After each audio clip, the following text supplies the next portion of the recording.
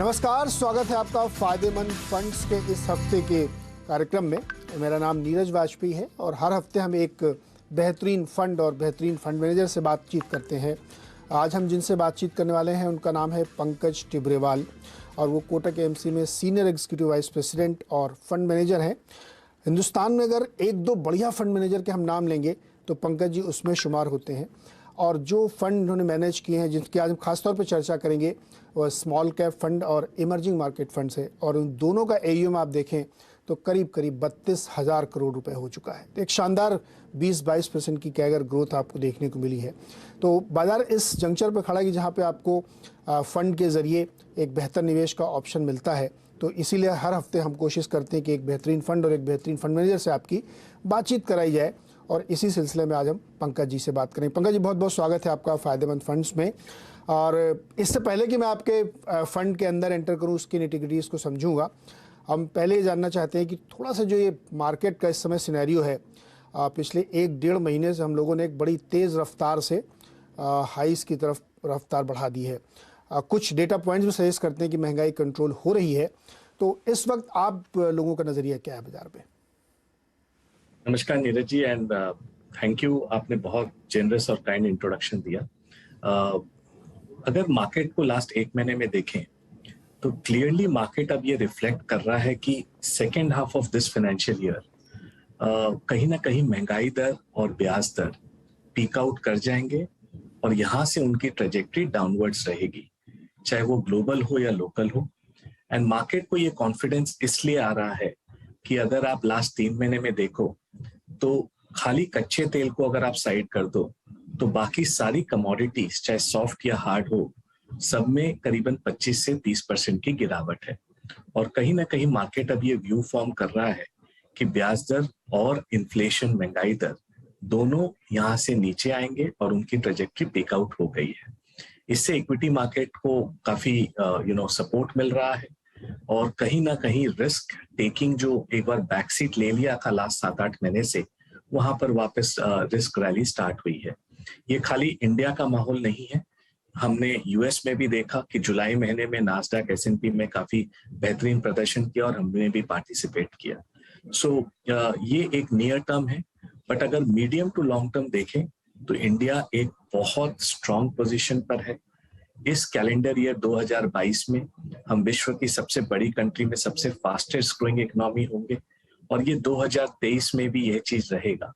और सारे निवेशक इस चीज को नोटिस कर रहे हैं कि इंडिया एक गोल्डन डेकेड एरा में एंटर कर रहा है। और अगर ये कोई पॉलिसी साइड में हम मिस्टेक ना करें तो ये डेकेड हमारा डेकेड हो सकता है जब हम 3 ट्रिलियन से 10 ट्रिलियन की तरफ इकोनॉमी में साइज में मूव होंगे और मार्केट कैप भी उसे धीरे धीरे फॉलो करेगा। तो शॉर्ट टर्म में नॉइजेस बहुत रहेंगे नीरज जी, कभी रूस, कभी यूक्रेन, कभी दुबई, कभी लीबिया, कभी क्रूड, कभी यूएस, कभी यूरोप। बट अगर जो निवेश अपने सेंटिमेंट और इमोशन को संभाल के चले और बिग पिक्चर को ना मिस करे तो ये डेकेड काफी रिवॉर्डिंग रह सकता है निवेशकों के लिए, इंडिया के लिए। जी, बिल्कुल सही कहा आपने। और जिस तरीके की फंड फ्लो और ग्रोथ हमारी कंट्री में दिख रही है, उससे ये उम्मीद बनती है कि हम लोग एक फास्टेस्ट ग्रोइंग, मैं भी थोड़ी देर पहले ही आईएमएफ का डेटा पढ़ भी रहा था जिसमें तमाम उन कंट्रीज़ का जिक्र किया गया जो फास्टेस्ट है, तो हिंदुस्तान उनमें से एक है जो सबसे तेज़ ग्रोथ लेके चल रहा है। पंकज जी, लेकिन एक सवाल मेरे मन में हमेशा ही रहता है कि ये जो आपने कहा एक विलेन है क्रूड, ये हमेशा हम लोगों को परेशान करता रहता है, ऊपर नीचे होता। आजकल तो बड़ा अच्छा है कि एकदम नीचे चला गया है। लेकिन मेरा सवाल ये है कि जैसे अमेरिका में ब्याज दरें लगातार बढ़ती रहती है तो हम न चाहते हुए भी मजबूरी में हमको अपनी करेंसी को मैनेज करने के लिए या फ्लो को मैनेज करने के लिए वो कदम उठाने पड़ते हैं। तो क्या ये एक हमारे लिए स्पॉइलर हो सकता है? ये हमको शॉर्ट टर्म की दिक्कत ये बनी रहेगी अगले साल 6 महीने तक? और दूसरा इससे जुड़ा सवाल है कि क्रूड जो है, जिस तरीके से दुनिया भर में जियोपॉलिटिकल तनाव बढ़ा हुआ है, आपको लगता है कि 100 के नीचे रहेगा ये? बहुत ही उम्दा सवाल पूछा है नीरज जी आपने। तो ये पूरे जो सेटअप है आज के दिन, मैक्रो सेटअप, जहां पर इंडिया काफी स्ट्रांग पोजीशन पर है, एक बड़ा जोकर इन द पैक आज के दिन क्रूड ही है। और हम सब जानते हैं कि 70 से 80% हमारी एनर्जी नीड्स क्रूड की इंपोर्ट होती है, और इसके दाम के बढ़ने से ये हमारे करंट अकाउंट पर, फिस्कल डेफिसिट पर और इनफैक्ट करेंसी पर दबाव डालता है। सो क्लियरली आज के दिन जो हम एस्टिमेट करके चल रहे हैं कि ऑन एवरेज दिस ईयर और अगले साल 100 से 110 डॉलर के बीच में कच्चे तेल का दाम रहेगा, और उसी पर हमारा सारा निर्णय और डिसीजन हो रहा है।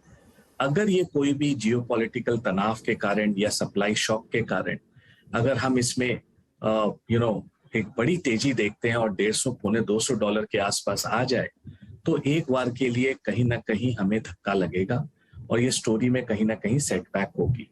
बट लॉन्गर टर्म अगर हम देखें तो ओवरऑल कच्चे तेल की ट्रेजेक्टरी डाउनवर्ड्स है। जैसे जैसे इलेक्ट्रिक व्हीकल्स, जैसे जैसे अलग रिन्यूएबल सोर्सेज हमारे सामने आएंगे, लोग अपने आप को फॉसिल फ्यूल से अलग करेंगे। But in the short term demand supply, आपने सही बोला, बहुत टाइट है। कहीं ना कहीं जियोपॉलिटिकल के कारण सप्लाई साइड में प्रेशर है, और डिमांड कोविड के बाद नॉर्मलाइज हो रही है, चाहे वो ऑटोमोबाइल की डिमांड हो या एविएशन की डिमांड हो, दो जो सेक्टर कच्चे तेल को सबसे ज्यादा यूज करते हैं, और इसके कारण कहीं ना कहीं भाव एकदम स्टेबल और स्ट्रेंथ दिखा रहा है।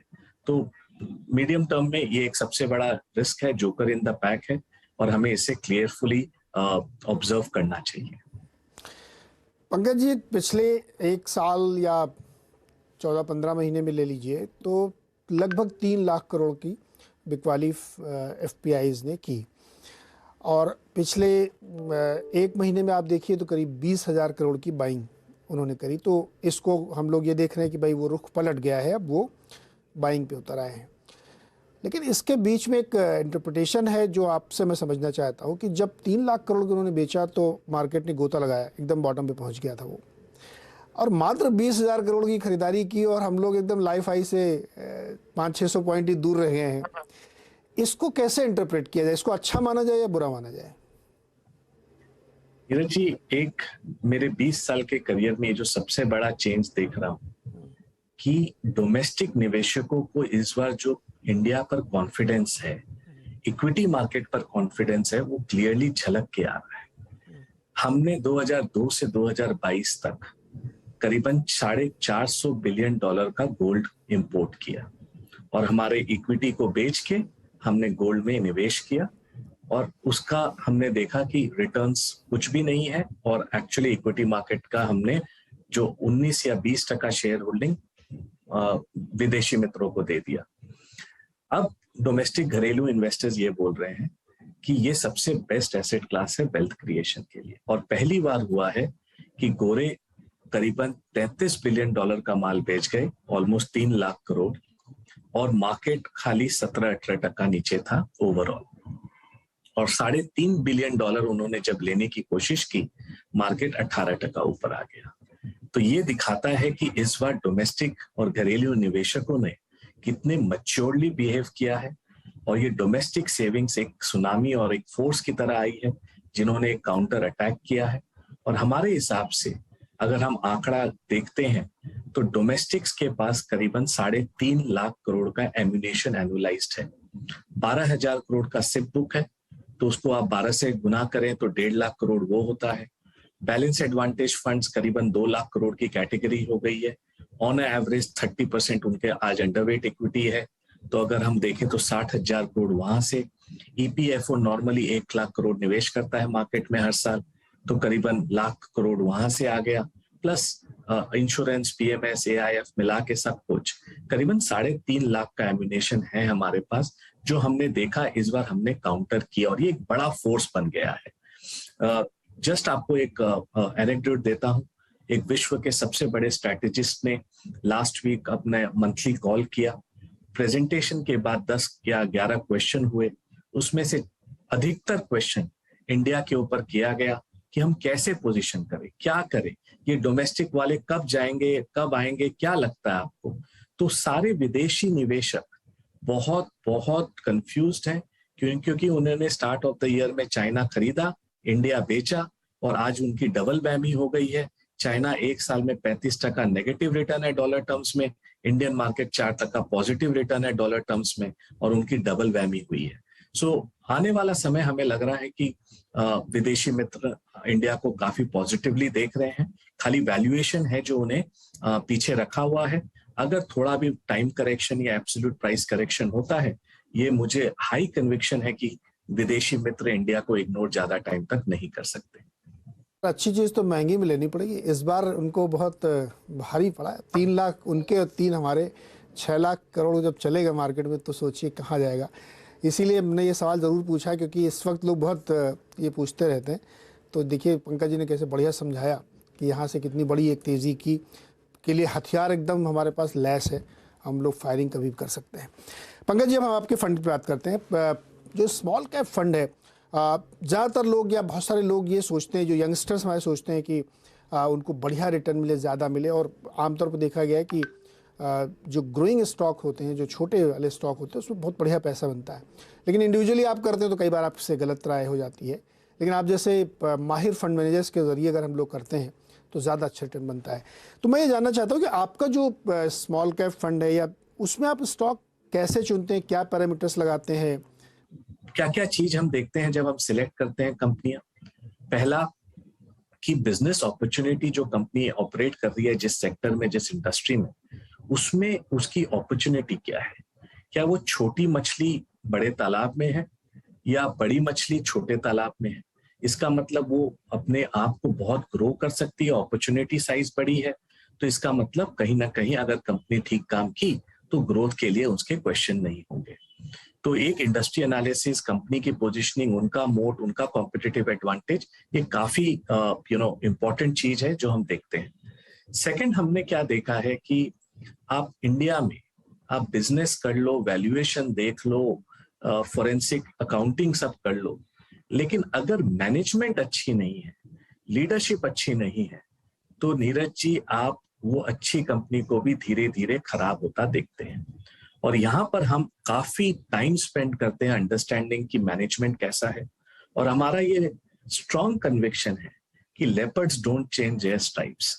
अगर कोई आदमी खराब है और नीयत उसकी खराब है, तो छोटे टाइम में वो अपने को मार्केट के मोमेंटम में बदलता है, लेकिन उसकी नीयत में अगर खोट है तो वो कभी नहीं बदलेगा। और ये ग्राउंड लेवल से हमें फीडबैक मिलता है, उनके इकोसिस्टम से फीडबैक मिलता है, उनके एक्स एम्प्लॉइज से फीडबैक मिलता है, डिस्ट्रीब्यूशन चैनल पार्टनर से मिलता है कि कंपनी की वर्किंग कैसी है, कंपनी का प्रमोटर्स का पैशन कैसा है, इंटीग्रिटी कैसी है। तो ये आर्ट और साइंस कंबाइंड है, जहां हम काफी ग्राउंड लेवल की रिसर्च करते हैं। थर्ड, हम देखते हैं कि वैल्यूएशन कैसा है। और फोर्थ, हम देखते हैं कि भाई पीएनएल तो सब सही है, लेकिन कंपनी असली में बैलेंस शीट और कैश फ्लो पर कैसा है। और यहाँ हम एक मंत्रा जो फॉलो करते हैं कि top line is vanity, bottom line is sanity, और cash in bank is reality. आप कितनी भी अपनी रेवेन्यू ग्रो कर लो, अगर वो प्रॉफिट ने नहीं बदले तो उस रेवेन्यू का कोई मतलब नहीं, और उस प्रॉफिट का कोई मतलब नहीं अगर वो कैश फ्लो में नहीं पकड़े, रोकड़े में नहीं बदले। तो ये हम क्लियरली उसको इवॉल्व करके देखते हैं कि लास्ट 5-10 साल में इस कंपनी ने कैश फ्लो कैसे मैनेज किया है, बैलेंस शीट कैसे मैनेज किया है, और कोई भी साइकिल अगर मंदी की आई तो ये अपने आप को सरवाइव कर पाएंगे कि नहीं। और ये पूरा चीज कॉम्बिनेशन करके फिर हम लिक्विडिटी देखते हैं स्टॉक में, और अपॉर्चुनिटी साइज देखते हैं, और हम फिर उस कंपनी में निवेश करते हैं।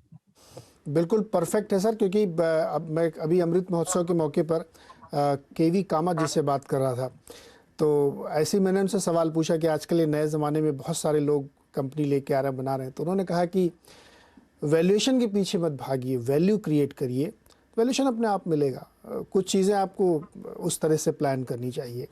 तो ये अभी बहुत बहुत ही अच्छे समझाया पंकज जी ने। एक छोटा सा ब्रेक लेते हैं कुछ सेकंड्स का, लौट के आते हैं तो फिर हम थोड़ा सेक्टर्स पे उतरेंगे कि इस समय क्या अच्छा लग रहा है, किस दिशा में जा रहे हैं लोग, उस पर बातचीत होगी।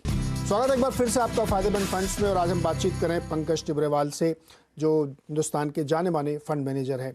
अब मैं पंकज से ये जानना चाहता हूँ कि सेक्टर्स कैसे चुनें, नए नए आइडियाज़ लोग लेके आ रहे हैं जहाँ पे इमर्जिंग आइडियाज़ हैं या पहले से है लेकिन अभी कंपनी छोटी है और बड़ी होने की संभावना रखती है। पंकज जी कैसे चुनते हैं सेक्टर या थीम? अब तो ये बात करते हैं कि आने वाले 3-5 साल में क्या सेक्टर हमें लगता है कि अच्छा कर सकते हैं। और नीरज जी, आपके और आपके दर्शकों को मैं 2 मिनट ये एक्सप्लेन करना चाहता हूं कि ये बड़ी पिक्चर जो अभी अनफोल्ड हो रही है इंडिया में, उसे मिस ना करें। हमें एक बहुत बड़ी चेंज दिख रही है 10-11 साल के बाद इंडिया के मैन्युफैक्चरिंग सेक्टर में। हम जिस भी कंपनी से बात कर रहे हैं अलग अलग सेक्टर्स में, पहली बार प्रमोटर्स, एंटरप्रेन्योर्स इतने ऑप्टिमिस्ट हैं कि भाई हम फॉर्चुनेट है कि इंडियन मैन्युफैक्चरिंग के साथ जुड़े हुए हैं। जब आप थोड़े डीप में जाओ कि क्यों ऐसा हो रहा है, पहले तो China plus strategy play out हो रही है और क्लियरली इंक्रीमेंटल सारे ग्लोबल मैन्युफैक्चरर्स अपनी नई प्रोडक्शन लाइन चाइना में ले जाने से डर रहे हैं और कहीं ना कहीं उन्हें डाइवर्सिफिकेशन चाहिए। सेकेंड इंपॉर्टेंट चीज जो लास्ट 6-8 महीने में हुई है नीरज जी, कि यूरोप में जर्मनी और इटली की मैन्युफैक्चरिंग गैस कॉस्ट ऊपर जाने के कारण बहुत ट्रबल में है और आज के दिन जर्मनी और इटली विश्व में 17 से 18% एक्सपोर्ट मार्केट शेयर है इंडस्ट्रियल मैन्युफैक्चरिंग और ऑटो एंसिलरीज में। आप एक चीज खाली ध्यान रखें कि जब भी विश्व में स्किल्ड मैन पावर की जरूरत होती है तो इंडिया उनका डिफॉल्ट चॉइस है। हमने आईटी में देखा, हमने फार्मा में देखा, अब हम इंजीनियरिंग और एक्सपोर्ट, इंडस्ट्रियल मैन्युफैक्चरिंग और ऑटो एंक्स में देखेंगे, क्योंकि आप इंजीनियर्स ओवरनाइट नहीं कर सकते हो शॉप फ्लोर पर। और जितनी भी कंपनियों से हम इंटरेक्शन कर रहे हैं, हम डेटा देख रहे हैं, हमें ये लगता है आने वाले 3-5 साल में इंडिया एक बहुत बड़ा मैन्युफैक्चरिंग हब बनेगा और अक्रॉस द सेक्टर, चाहे वो कैपिटल गुड्स हो, चाहे वो इंडस्ट्रियल मैन्युफैक्चरिंग हो, वहां हमें अपना काम और मार्केट शेयर मिलेगा। एक छोटा सा एग्जांपल देता हूं, मोरबी करके एक छोटी सी सिटी है गुजरात में। आज मोरबी सेकंड बिगेस्ट क्लस्टर हो गई है टाइल मैन्युफैक्चरिंग वर्ल्ड में। पहले स्पेन और इटली होती थी चाइना के साथ, और हमारा 2 साल पहले हमारा 1% मार्केट शेयर था विश्व के यूएस के मार्केट में एक्सपोर्ट पर। ये लास्ट 2 साल में 1% से 8.5% हो गया है और ये 700 यूनिट वहां जो ऑपरेट करती है, स्मॉल एंटरप्रेनर्स, गुज्जू एंटरप्रेनर्स उसे चला रहे हैं। कोई लार्ज विश्व की कंपनी नहीं है जो वहां पर एक्सपोर्ट करके मार्केट शेयर ले रही है। तो ये दिखलाता है कि इंडिया की एंटरप्रेन्योरशिप और जो इस बार ग्लोबल स्केल में सोचने का तरीका है वो काफी चेंज हुआ है। और ये हम पीएलआई के थ्रू और भी अदर सेक्टर्स में देख रहे हैं। इलेक्ट्रॉनिक मैन्युफैक्चरिंग, जहां पर पहली बार आईफोन 14 इंडिया और चाइना में साथ में रिलीज होगा। ये एक बहुत बड़ी गर्व की बात है कि इंडिया आने वाले नेक्स्ट 4-5 साल में हो सकता है विश्व का सबसे बड़ा मोबाइल मैन्युफैक्चरिंग, डोमेस्टिक और एक्सपोर्ट का प्लेयर बने। तो काफी सारी चीजें manufacturing on the ground change हो रही है, जो हमें लगता है कि एक बड़ा थीम आने वाले समय में बन सकता है, जिसे हम capital goods, manufacturing companies, engineering companies के थ्रू प्ले आउट कर सकते हैं। सेकेंड थीम हमें जो अच्छी लग रही है वो है रियल एस्टेट। और रियल एस्टेट में हमें लग रहा है ये 3 से 5 साल का अपसाइकिल है, अभी 1.5 साल ही गया है और इसके इर्द गिर्द जितनी कंपनियां हैं, चाहे वो टाइल्स हो, प्लाईवुड हो, सीमेंट हो, मैट्रेस हो, कंज्यूमर ड्यूरेबल हो, वो सारे का डिमांड अच्छा रहेगा जब ये एलिफेंट मूव करता है। तीसरी प्राइवेट सेक्टर फाइनेंशियल्स, वो काफी वैल्यूएशन में करेक्ट हो गई है और वो भी एक सेक्टर है जो काफी स्ट्रांगली पोजिशन्ड है। इंडिया की बैलेंस शीट, कॉर्पोरेट इंडिया की आज बेस्ट शेप पर है। और फोर्थ जहां हमें लग रहा है कि एक सिक्लिकल अपटर्न है, वो है ऑटो सेक्टर, जहां पर 5 साल से वो एक सेक्टर दबा हुआ था और अब इंक्रीमेंटली डिमांड काफी तेजी से आ रही है और supply chain issues sort out हो रहे हैं, सेमीकंडक्टर इश्यूज सॉर्ट आउट हो रहे हैं, चिप इश्यूज सॉर्ट आउट हो रहे हैं। उसके कारण हमें लगता है कि नेक्स्ट 2-3 साल ऑटो सेक्टर के लिए भी बेहतरीन रहना चाहिए। सो ये एक तरीके से पोर्टफोलियो की पोजीशनिंग है। इंडस्ट्रियल, कैपिटल गुड्स, मैन्युफैक्चरिंग कंपनियां, सेकंड आपकी होम इंप्रूवमेंट कंपनियां रियल एस्टेट को खेलने के लिए, third private sector financial banks, और फोर्थ अगर आप देखें तो ऑटो और ऑटो एंसिलरीज, और फिफ्थ सीमेंट, जहां पर हमें लगता है कि आने वाले नेक्स्ट 2-3 साल काफी बेहतरीन रह सकते हैं। बिल्कुल, बहुत विस्तार से बताया आपने कि और किन किन सेक्टर से पोर्टफोलियो कंस्ट्रक्ट हुआ है इन दोनों ही फंड्स का। एक लास्ट क्वेश्चन पंकज जी, बड़ी कंपनियां नए नए आइडियाज़ लेके लोग आते हैं, स्काई रॉकेटिंग वैल्यूएशंस पे, और पता नहीं उन्होंने मेरे कंपनी ये तरीके बदल दिए कि आप वैल्यूएशन कैसे करेंगे कंपनी का। अब वो कहते हैं कि आप वो देखिए टोटल एड्रेसेबल मार्केट कितना बड़ा है, ये सब चीज़ें लेके आते हैं, फिर से सिलसिला शुरू हो रहा है। ऐसी कंपनियों को आप देखते हैं या मुंह फेर लेते हैं? देखिए, इन्वेस्टमेंट के फील्ड में हमेशा आपको ओपन माइंडेड रहना चाहिए और अजाइल रहना चाहिए। लेकिन आपको अपनी बेसिक फिलॉसफी को डाइल्यूट नहीं करना चाहिए। तो हम हर कंपनियों से मिलते हैं, सारी न्यू एज कंपनियों से मिलते हैं, लेकिन जो कंपनी हमें लगती है कि अपॉर्चुनिटी है लेकिन उन्होंने एग्जीक्यूट ठीक नहीं किया या कैश फ्लो में दिक्कत है और प्रॉफिटेबिलिटी नहीं बनाएंगी for a long period of time, हम उन कंपनियों से दूर रहते हैं। तो मैं वापस रिपीट करना चाहूंगा कि stock picking in India is overrated, portfolio construction in India is underrated. अगर आप पोर्टफोलियो को ठीक भांति बनाएं और अगर अपने मतलब फोकस से ना गुजरे, मतलब डेविएट ना हो, तो आने वाला समय आपके पोर्टफोलियो के लिए काफी रिवॉर्डिंग रह सकता है। और इसमें सबसे इंपॉर्टेंट चीज है मिस्टेक्स कम करें। तो मिलो सबसे, लेकिन जो फिलॉसफी में आपके फ्रेमवर्क में बैठे उन्हीं कंपनियों में निवेश करो। तो अपॉर्चुनिटी ऑब्वियसली कहीं ना कहीं रहती है, लेकिन वैल्यूएशन सबसे इंपॉर्टेंट प्ले आउट करता है। बट खाली लास्ट चीज पर आपको एंड करना चाहूंगा, जो मैंने थोड़े डिफिकल्ट तरीके से सीखा है कि growth is the horse, valuation is the cart. काफी समय होता है कि हम खाली वैल्यूएशन को देख के स्टॉक्स बेच देते हैं और growth continue to surprise us. Many companies में हमारे साथ हुआ है। तो ये है कि जब तक कंपनियों में ग्रोथ रहे, थोड़ा अगर कंपनी महंगा भी होता है तो उसे पूरी तरह ना बेचें, because finally valuation is not the horse, growth is the horse जो अपने वैल्यूएशन को टांगता है। अगर आप उल्टा तरीके करेंगे तो कहीं ना कहीं आप मिस्टेक कर देंगे। सो ग्रोथ पर आपको फोकस रखना चाहिए, कंपनियां ठीक से काम कर रही है उस पर फोकस रखना चाहिए। Valuation is the result and outcome, not a only decision making tool. बहुत ही शानदार। ये अंत में जो आपने बोला ना, ये सूत्र वाक्य है कि आप ग्रोथ को चेस करिए और मैनेजमेंट की बैंडविड्थ देखिए, वो कितने अच्छे से एग्जीक्यूट करके बढ़िया काम कर सकते हैं। तो पंकज जी ने हमें इतनी डिटेल में समझाया। इसका लब्बो लुआब आपके लिए ये है कि स्मॉल कैप कंपनीज में बहुत बड़ा वर्ल्ड है, आपको समझ में नहीं आएगा कि क्या खरीदे क्या बेचे, तो अपना इतना दिमाग मत चलाइए। पंकज जी जैसे समझदार और बहुत ही उच्च कोट के जो फंड मैनेजर्स हैं, उनकी मदद लीजिए, उनके फंड्स में जाइए, क्योंकि इतना बड़ा सेक्टर है, इमर्जिंग आइडियाज़ हैं, आप गलती कर सकते हैं। जो बार बार वो कह रहे हैं कि गलती मत करिए, कैपिटल प्रोटेक्शन कर लीजिए, वही बहुत आपके लिए।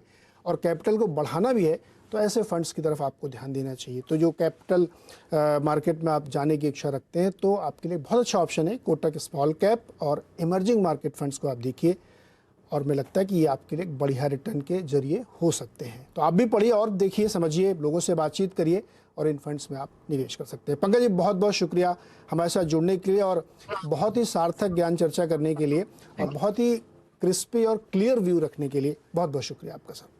Thank you Neeraj ji.